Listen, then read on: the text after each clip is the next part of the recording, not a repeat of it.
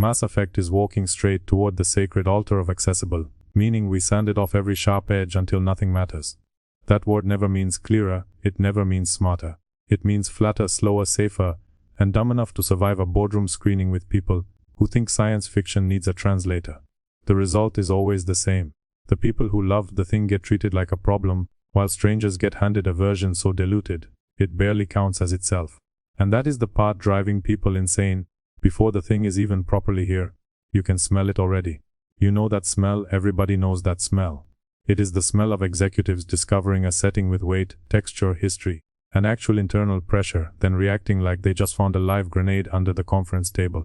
Suddenly, everything has to be softened, simplified, reframed, explained, and smoothed out.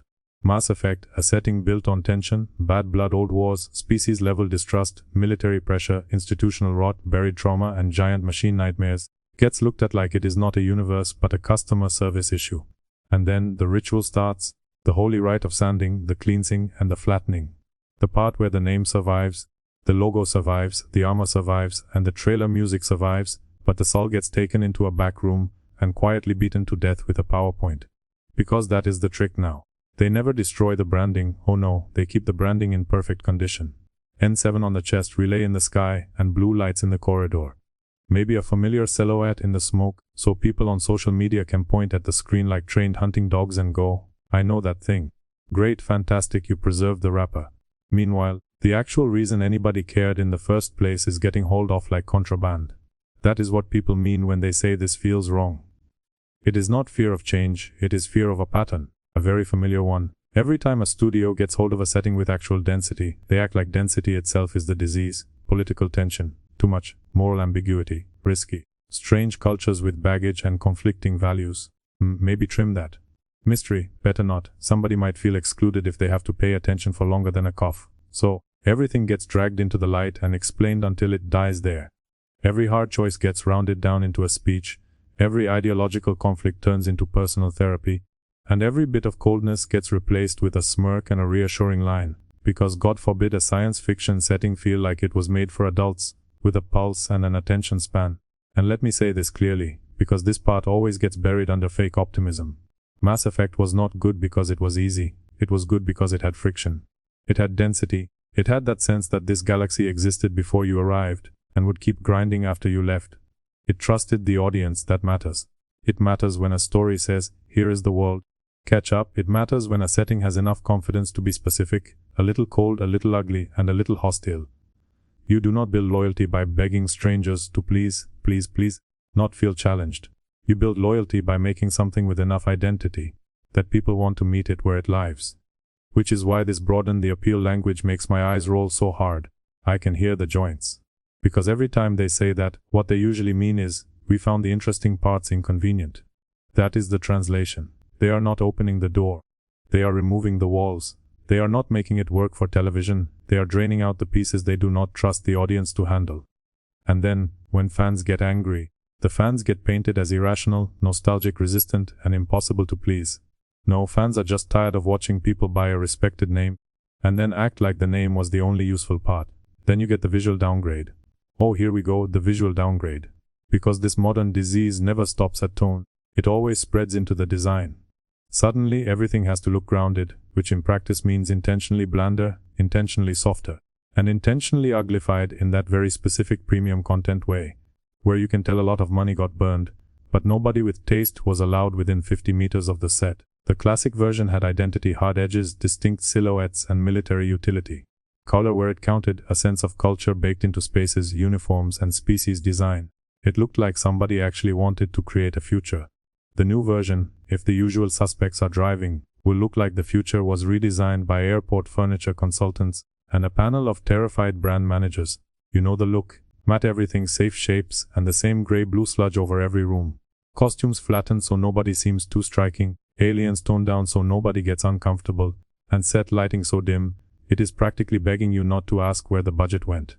And they will call this maturity, they always do. They will say it is more realistic, more believable, and more contemporary. No, it is just less alive. The classic version was better because it was not embarrassed by itself. It was not trying to lecture the audience for liking flavor, and it did not arrive apologizing for having a point of view. And that brings us to the people in charge, because honestly, this is where my patience detonates. A lot of these projects end up in the hands of talentless hacks who do not merely misunderstand the original audience, they resent them. You can hear it in interviews. Sometimes it is obvious, sometimes it is just that thin, sour note behind the corporate phrasing, that little hint of contempt. The old audience loved it wrong. The old tone was too severe, too narrow, too masculine, too nerdy, and too inaccessible. Always too something. Because they cannot just make a weaker version and own it, no, that would require honesty. They need the original to be morally outdated or artistically deficient, so their downgrade can parade around as progress. That is the scam. They reframe replacement as improvement, they frame subtraction as evolution. And suddenly, the people who carried the thing for years are not loyalists anymore. Now they are obstacles, problems, and gatekeepers in the way of the glorious broader audience. The mythical broader audience, the phantom demographic, the consumer who allegedly wants all the cool branding, all the cultural recognition, and all the expensive trailer shots, but none of the complexity, none of the weirdness, none of the harshness, and none of the actual identity. This person is a ghost. Executives worship this ghost like a household god, they sacrifice entire franchises to it. And when the numbers come back soft, somehow the ghost is never to blame. Because here is what really happens when you make something for everyone, you make it for no one. Not the fans, because the spine gets removed, and not newcomers, because watered-down stories do not create devotion. They create passing interest at best, background consumption, and second-screen sludge. The kind of show people half-watch while scrolling, then forget before the next weekend. Mass Effect deserves better than becoming another prestige-shaped content slab, better than expensive wallpaper, and better than fake seriousness draped over a product that is terrified of its own setting. And God help us when we get to the protagonist, because you can see that one coming from orbit. Safe face, safe damage, safe sarcasm, and safe moral conflict. An assembly line lead built to be relatable, which usually means memorable to nobody. Nice jawline, tasteful pain, and just enough edge to seem interesting in a trailer, but never enough specificity to become difficult. A broad appeal mannequin wandering through a galaxy that should be testing every ounce of steel in his body. That is the committee hero. Every rough edge filed down, every risk flagged, and every interesting trait replaced with accessibility paste. Mass Effect needs somebody with consequence in their voice, somebody who sounds like command pressure has left marks. Somebody who feels shaped by systems, wars, loyalties, and failures, not by a branding deck called audience connection opportunities. But the modern machine loves hollow centers. Hollow centers are easier to market, easier to clip, and easier to sand to fit every possible demographic. And that is how you end up with a setting full of ancient terror, civilizational pressure, and military logic, being anchored by a handsome blank stare who talks like he just stepped out of a writing room where every line got test screened for friendliness. Then there is the alien fraud, which, please, let us not pretend this is not coming. Mass Effect without strong alien presence is just a logo in a jacket. But full alien world building costs money, discipline, commitment, and imagination, which means the usual production strategy kicks in. One impressive alien reveal up front, maybe two if somebody fought hard. Put them in the trailer, let fans get excited. Then somehow, the actual season turns into photogenic humans having emotional conversations in dark rooms. A corridor, a dock, a warehouse, another corridor, a command room, and another warehouse. One Turian in shadow, one Asari under forgiving lighting. A Krogan appears once, everybody applauds, then back to the human support group, because the galaxy has mysteriously shrunk to fit accounting. That is not scale. And no, a giant exterior shot does not fix it. A pretty skyline is not scale, a planet render is not scale. Scale is when the politics are pressing on every scene, scale is when species history matters, and scale is when old resentments shape choices. Scale is when institutions feel heavy, ancient, and compromised. Scale is when a conversation sounds like it belongs to a civilization with scars, not a temporary cast assembled for a content rollout. So when people look at this thing and feel dread, that is not irrational, that is experience talking.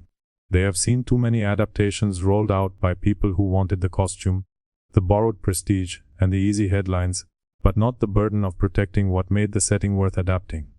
They want Mass Effect without the density, without the coldness, without the strangeness, without the scale, without the species friction, and without the moral grime. Which is a nice trick if your goal is to keep the title and lose everything attached to it. And here is the blunt take, right here, no polite wrapping. If they make Mass Effect accessible in the modern corporate sense, they are not adapting it, they are embalming it. That is the punchline. That is always the punchline. They sand off the soul to chase a broader audience that never really arrives. Old fans leave angry, new viewers shrug, and the algorithm gets fed for a week. A bunch of articles appear pretending this was all very complicated. Then, the thing drops dead in the content graveyard, and the same people move on to the next body, still acting like the audience is the problem, still pretending a franchise can survive being hollowed out, as long as the logo remains upright. So no, I am not reassured by branding. I am not impressed by solemn music and star fields, and I do not care how sincere the interviews sound.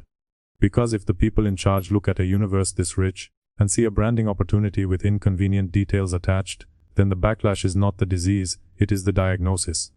And until proven otherwise, this whole reveal smells like a funeral, where the priests keep insisting it is a relaunch.